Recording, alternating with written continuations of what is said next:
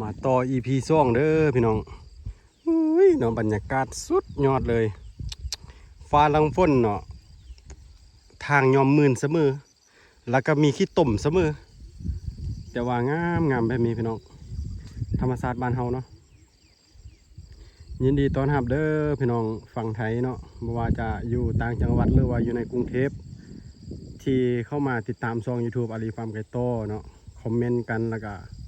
รับชมคลิปทุกคลิปที่อาลีลงเนาะอาลีก็รู้สึกขอบใจแล้วก็ยินดีต้อนรับอยากให้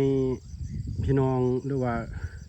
ขออนุญาตเอิญ FC เนาะที่จริงช่องเฮากับบ่ได้ดังแต่ว่าเพิ่นก็ว่าติดตามเด้อ FC เด้อสิอาลีก็เลยเว้าแบบนี้เลยเนาะขอบใจหลายๆขอบใจนำทุกคน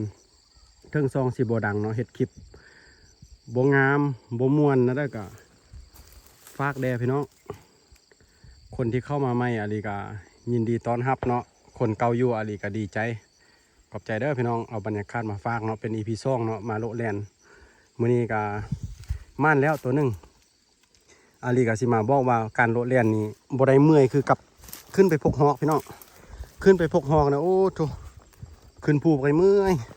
บางทีก็บ่ม่านบ่ได้แต่ว่ามาโลแลนนี้คักแนวนึงกับมาต่อไกลกับคักแนวนึงเนาะมานั่งมินมีดอยู่บ่เมื่อยโลเล่นก็ย่างมาแบบนี้แหละพี่น้องแล้วก็ปล่อยให้มาโลเองเนาะเดี๋ยวมาเข้าไปแถวนั้นเมื่อนั้นจวบอยู่หั่นตัวหนึ่งจวบอีเทิงนี้ตัวหนึ่งตัวอีเทิงบ่ได้เรียนเข้าป่านี้ตึบโพดพี่น้องนี่เบิ่งเป็นแบบนี้บ่ทันมันได้อยู่พุ่นตัวหนึ่ง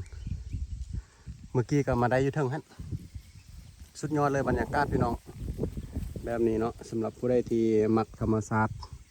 แบบนี้ก็อย่าลืมกดไลค์กดแชร์ให้เด้อกดติดตามคอมเมนต์เป็นกำลังใจพี่น้อง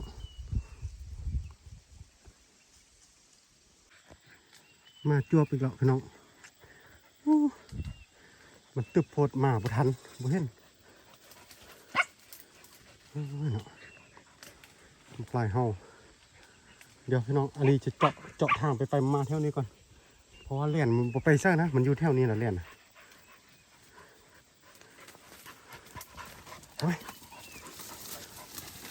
หาแดงเนาะเล่นขึ้นกกแถวนี้กับบ่เนาะมันบ่มีกกไม้นะแถวนี้มันเป็นป่ามันต้นแบบนี้พี่น้องตึบโพดเมื่อกี้บักลายกับเฮาเล่นไล่ไก่ปลาลงไปลุ่มพุ่งหนึ่งอ๋อรอบที่2นี่บ่ได้พี่น้อง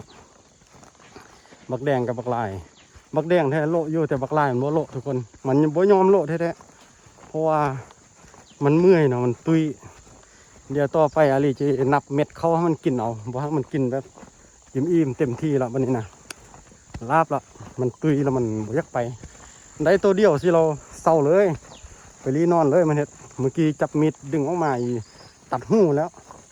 คิดไปคิดมาดิต้นมันยาวเนี่ยเดี๋ยวให้มันอันนั้นเอาให้มันกินข้าวในเอาพี่น้องเนี่ยลงอาบน้ำเนี่ยละต้องโตเข้าโอเคเนาะอาลีก็สิกลับไปเพราะว่ามีหมูนัดเขาจะนัดเตะบันเด้อสิกลับไปแล้วขอบใจแล้วสบายดีพี่น้อง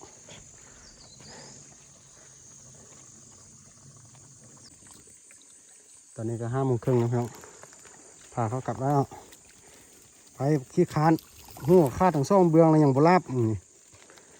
มันตุยพี่น้องแล้วมันขี้คานโลดนะขันมันห้างมันตังแล้วนี่เราไปโลดนี่มั่นใจอยู่บ่เดียวเฮาพี่น้อง